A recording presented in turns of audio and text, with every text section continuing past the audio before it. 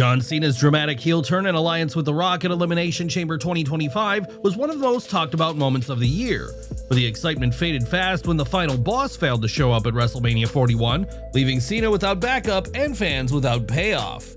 Instead of The Rock, fans were met with an appearance by Travis Scott, leaving many stunned and disappointed. The Rock later claimed his absence was intentional, saying he didn't want to overshadow Cena's moment. However, the explanation didn't sit well with fans who had been invested in the story since February. Since his appearance at Elimination Chamber, The Rock hasn't returned to WWE television, and with SummerSlam fast approaching, speculation about his comeback continues to grow. But a new report suggests fans shouldn't hold their breath. According to Bodyslam.net, internal sources within WWE have confirmed there is no indication that The Rock is scheduled to return in the near future, meaning he is unlikely to appear at the upcoming SummerSlam Premium Live event. There is, however, some buzz that The Rock might make a short visit to the arena if scheduling changes allow it, but even that remains uncertain. The backlash from fans has been vocal. Many believe The Rock's off and on appearances, largely influenced by his Hollywood commitments, have repeatedly halted the momentum of WWE's biggest storylines. His absence now feels like another missed opportunity. Meanwhile, Cena and Cody are set to headline SummerSlam in what promises to be another major chapter in their rivalry, but without the payoff fans expected from The Rock's involvement. With creative reportedly moving forward without him, the question remains, will The Rock ever return to wrap up his story in WWE, or has the final boss officially left the ring behind? Let us know where you stand. Should WWE bring back The Rock to finish what he started, or is it time to move on? Coming off the back of Roman Reigns' surprise save by Jey Uso on Raw, WWE's SummerSlam 2025 card just got a major shakeup. What was originally planned as a single showdown between Reigns and Bron Breakker has now evolved into a full-fledged tag team war. Following the events of Raw, where Jey Uso ran in to fend off a brutal assault by Breakker and Bronson Reed, Reigns issued a challenge via social media, calling for a tag team match at SummerSlam. The Tribal Chief proposed reuniting with Jey Uso for the first time in nearly 5 years to take on the dominant duo. And now, Jey has officially responded. In a short but powerful Instagram video, the Yeet Master confirmed his participation, stating that he's all in to team with Reigns once again. This marks the first time Reigns and Jey will be official tag team partners since their 2020 Thunderdome days, when they faced Kevin Owens and Otis on SmackDown. To add to the momentum, Paul Heyman has broken his silence on the challenge. Speaking to TMZ, the wise man confirmed the match and delivered one of his trademark verbal warnings. My thoughts? Roman Reigns has picked his poison. Now Roman Reigns can pick the date. Saturday or Sunday, it doesn't matter to us. Bron Breakker and Bronson Reed accept the challenge of Roman Reigns and Jey Uso for SummerSlam. Welcome to my island of relevancy. And right over the bridge in New Jersey, we'll leave them both buried next to Jimmy Hoffa. Meanwhile, Bronson Reed took to Instagram with a post of his own, revealing that the name of his tag team with Bron Breakker is simply the Bronsons. The two have been standing tall in Seth Rollins' absence and now look ready to send a violent message at SummerSlam. This tag team pivot comes in the wake of WWE's decision to cancel the originally planned Reigns vs. Breakker singles match. If you missed the reason behind the cancellation, be sure to check out our previous video for the full breakdown. Now, Brock Lesnar's name is once again swirling in WWE conversations, this time because of a curious inclusion and a surprising photo. Earlier this week, WWE's official YouTube channel uploaded a list titled Best SummerSlam Matches of All Time, and one of the featured bouts was a Lesnar Classic.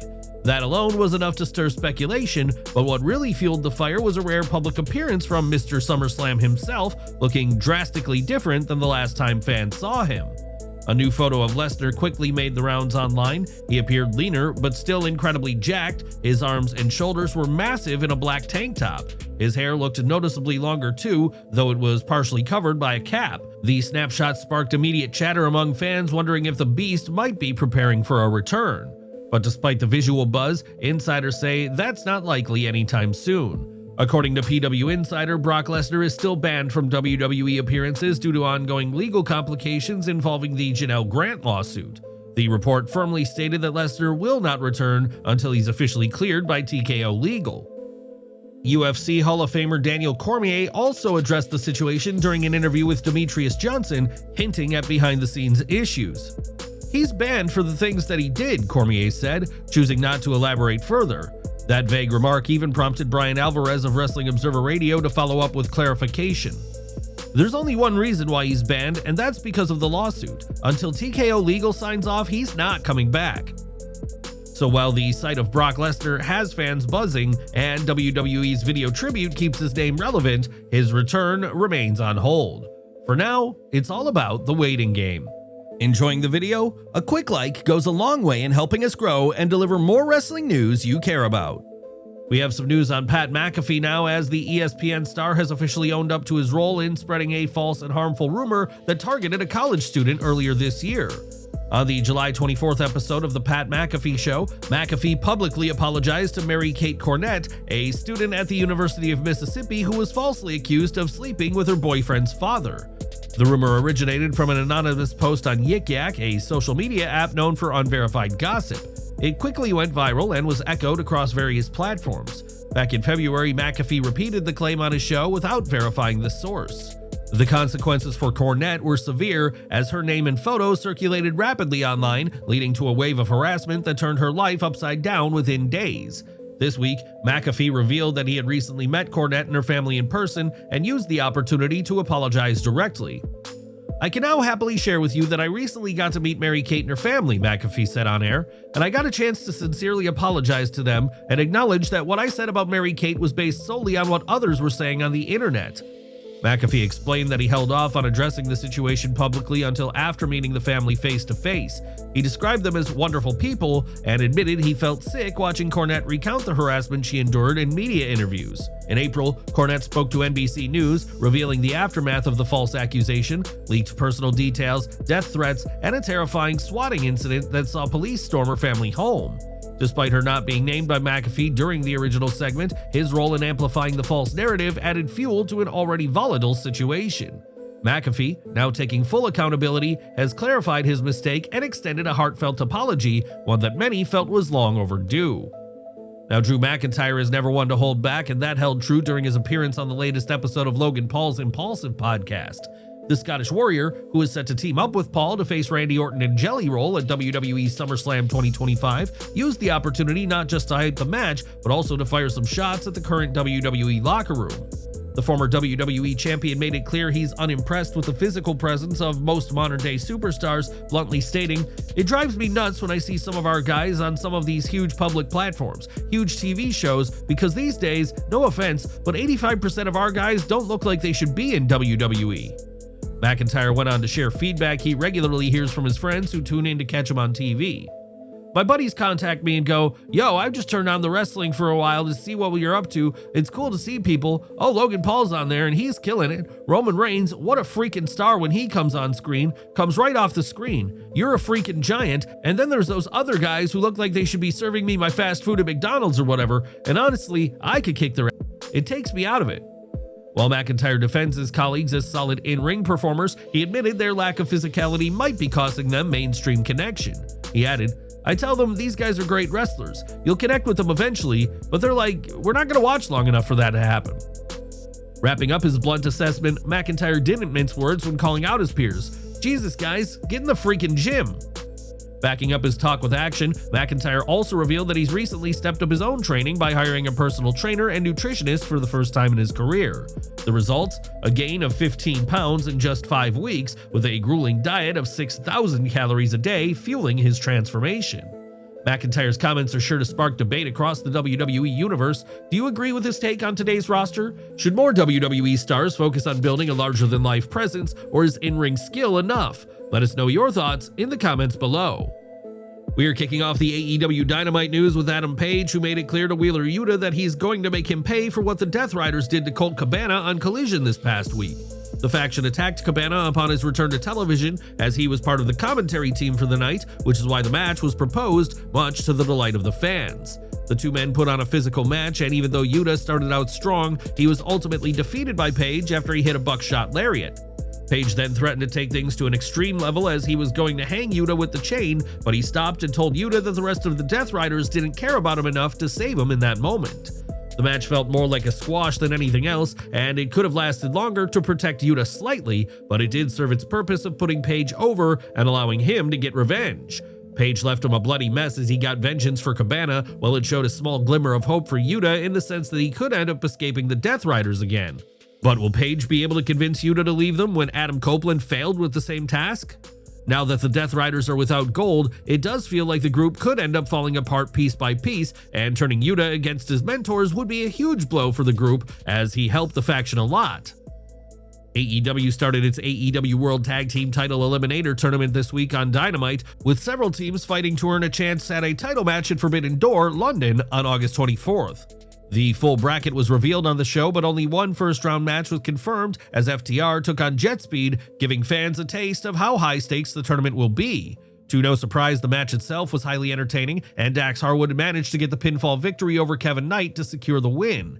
Harwood used Stokely Hathaway's crutch to provide leverage behind the official's back, showcasing this new heel attitude as he pushes to do everything possible to get a win. However, it was post-match that things truly blew up as Tony Schiavone attempted to interview Hathaway, only for Adam Copeland to interrupt and reveal a major surprise: he's now working with the Hurt Syndicate. Copeland is technically banned from physically engaging with FTR, and this partnership is something he's using as a way to work around that situation as the Hurt Syndicate confronted FTR inside the ring. It didn't take long for a brawl to erupt that was so severe that security had to intervene to bring it to a stop. One security member ate a spear for his troubles, as Hathaway sacrificed one to stop himself from being hit by the move. The rest of the bracket might be getting kept under wraps for now, but the groundwork has been set for FTR to face Hurt Syndicate now, with fans emotionally invested in the idea. It was an unusual situation for AEW to announce a tournament and start it immediately, but it could be a sign some aspects are still being finalized, which is why not all of the teams were shown.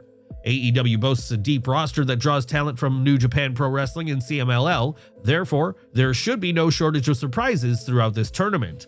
FTR and Hurt Syndicate may have gone to war inside the ring, but backstage, there was a situation taking place that threatens to split the faction up forever. Copeland joining the group might have been a popular decision with fans, but that wasn't the case for every member of the group, as MJF made it clear he wasn't impressed by the new addition. He reminded the group he had to work for months to get their approval, yet Copeland was brought in immediately, and him leading a group wasn't what MJF had in mind. MJF raising his concerns didn't go down well though, as Bobby Lashley got physical with him, grabbing him by the shirt as he threatened to remove MJF completely, accompanied by a thumbs down gesture. Neither MVP nor Shelton Benjamin opted to get involved in the situation, allowing Lashley to handle it himself, but the interaction didn't resolve matters between them. MJF stormed to the ring later on in the show as he delivered a heated promo where he claimed that he didn't need Lashley or anyone else's help to reclaim the AEW World title. "I don't need Bobby Lashley to get back my World Championship. I don't need Bob." MJF took a shot at Adam Page as well, claiming the champion is a hypocrite who's avoiding a match with him until his Casino Gauntlet clause kicks in, while MJF added that he'll beat Page clean when that time comes. However, he was interrupted by Mark Briscoe, who MJF claimed wasn't worth his time, unlike his late brother Jay. That last line proved to be a low blow as Mark chased MJF away until he headed in for his match against Claudio Castagnoli. Their singles match was as physical and hard-hitting as people would imagine, with Castagnoli dominating the start of the match until Darby Allin appeared at ringside. The popular star was on hand to distract Castagnoli, and Briscoe took advantage with a roll-up victory, which was a strong win to respond against the trash-talking from MJF earlier in the night. Briscoe's night wasn't over there though, as Jon Moxley then led an attack on Briscoe while calling out Adam Page, which the Cowboy responded to immediately. The AEW World Champion marched down to the ring and set up a significant challenge, a world title match where everyone is banned from ringside next week. This announcement confirms that the Death Riders will be removed from the situation, while Page's many allies are also not going to be a part of the match. MJF's ability to cash in his contract will also be nullified, which means it'll be a true test of who the better man is between Page and Moxley next week. Meanwhile, Mark Briscoe is experiencing a true coming-of-age breakout moment in AEW, and if Tony Khan can book it right, he'll end up having a babyface situation similar to those of Mankind or Daniel Bryan. Mark is being positioned as one of the top contenders in the entire company, and his feud with MJF is one that has a lot of potential. It might have started with some basic level insults, but it has the potential to grow Briscoe all the way to the main event picture, which would give the company another top star to work with. That's why AEW must not allow the feud to be just a filler one for MJF until he pushes toward the AEW World title and either Adam Page or Jon Moxley. Either way, AEW is adding layers to provide plenty of tension to keep every single feud interesting, as the fans are guessing what the next move might be, with all eyes on the AEW World title match next week, which should be a can't-miss piece of television. Elsewhere, Will Ospreay made a surprise return to AEW Dynamite this week, which caught most people off guard after he left All In Texas on a stretcher, while reports claimed he was set for some time off. That isn't the case though, as the Englishman was on Dynamite revealing to Tony Schiavone that he's been dealing with a neck problem for the past 10 months. Ospreay said that he has kept that quiet from the company as he wanted to help Adam Page get over the finish line to try and deal with the Death Riders once and for all.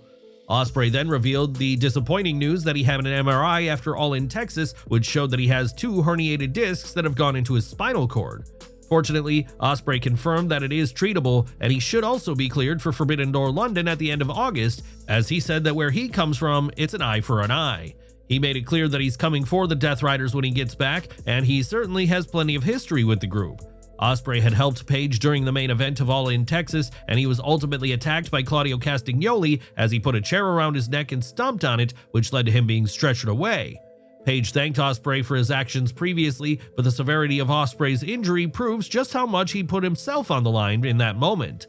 2 herniated discs are a serious injury for anyone to deal with, but especially for someone like Ospreay, who takes a lot of bumps on his neck and the aerial moves he hits. The short-term nature of the injury has worked out for AEW though, as Ospreay has been able to shift the story toward the Death Riders in what's been a moment that will have fans eagerly awaiting his return. We're finally ending with WWE, as the wrestling giant might be gearing up to bring back another classic WCW pay-per-view. On July 22nd, the company filed a new trademark application with the United States Patent and Trademark Office for the name Super Brawl, one of WCW's most iconic pay-per-views. While WWE hasn't officially confirmed any revival plans, the trademark move has sparked speculation. Super Brawl ran annually from 1991 to 2001 and was considered one of WCW's flagship events before the company folded. Despite owning WCW's intellectual property for over 2 decades, WWE has never used Super Brawl until now. This isn't the first time WWE has dipped into the WCW vault. Great American Bash was the first to cross over during the Ruthless Aggression era, followed by more recent NXT-branded revivals like Halloween Havoc, Starrcade, and Bash at the Beach. Even War Games, once a WCW staple, is now the signature match format at Survivor Series, albeit with WWE's spin. During his Something to Wrestle With podcast, Bruce Pritchard once revealed that Vince McMahon was reluctant for years to acknowledge WCW's creative successes, even down to its pay-per-view names. WWE has gradually shifted from that mindset, especially under Triple H's creative leadership. Would you want to see WWE revive Super Brawl as a major event? Let us know your take below.